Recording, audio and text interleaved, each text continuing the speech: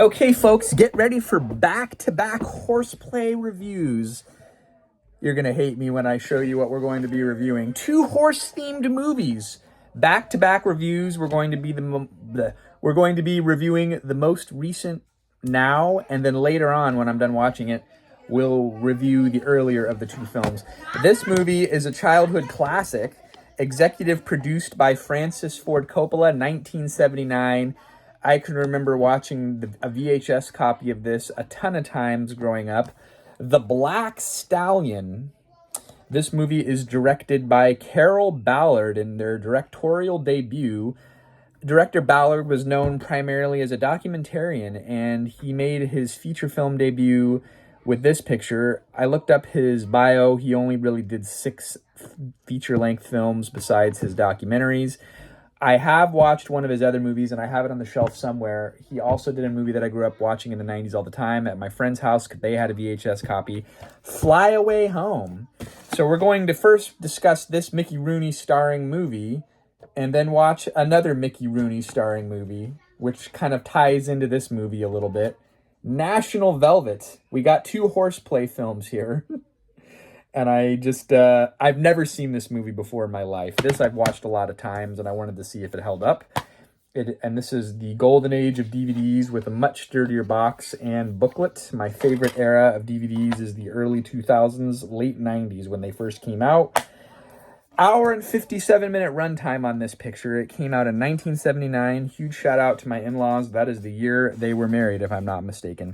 So, again, I can remember watching this VHS copy many times as a kid growing up. I don't think I owned it, though, because I have all my childhood VHS and it's not there, so we must have rented it.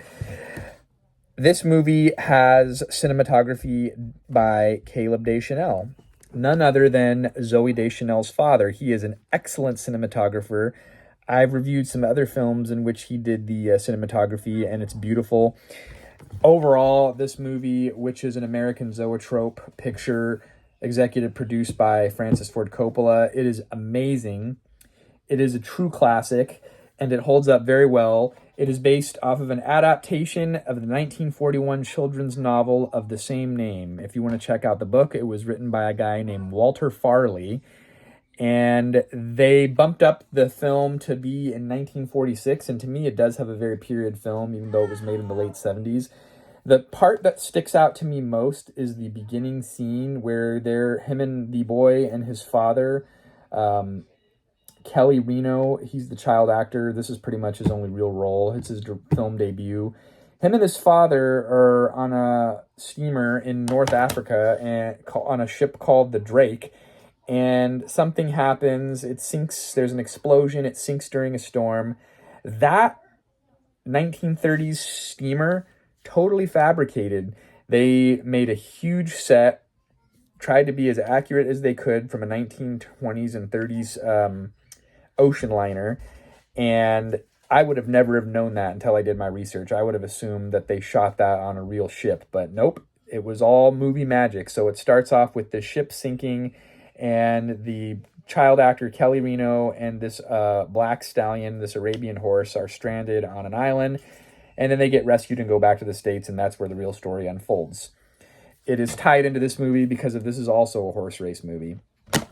And one of the Academy Awards for Best Supporting Actor nominee, Mickey Rooney, I think this is his second Academy Award nomination. He didn't win, from what I could tell, but this movie is very well loved, very well regarded. In 2002, it was inducted into the Library of Congress for Preservation for the National Film Registry as being a culturally significant film.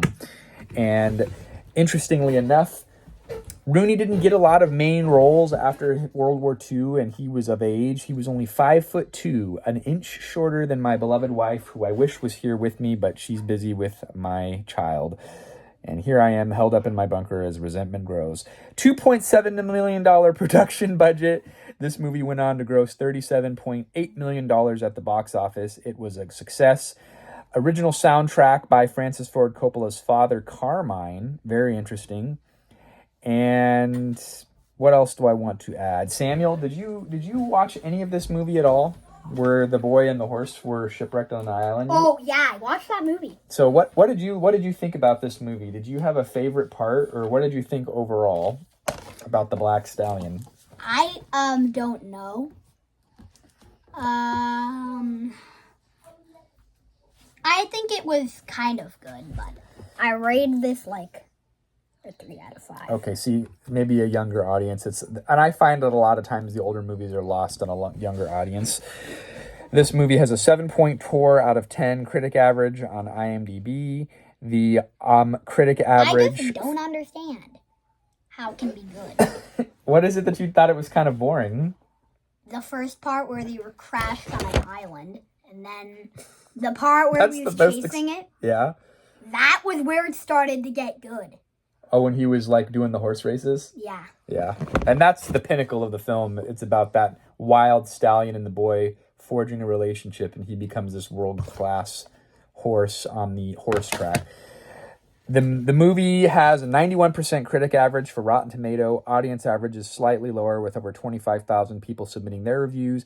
83%. I think it holds up. I love it. I think it's a true classic. But I'm going to go 4 out of 5. It's not my favorite movie in the world, but it is on the shelf, and I love it. And it's a part of the upbringing that I had, and I can just remember lovingly watching this with my mom quite often as a boy.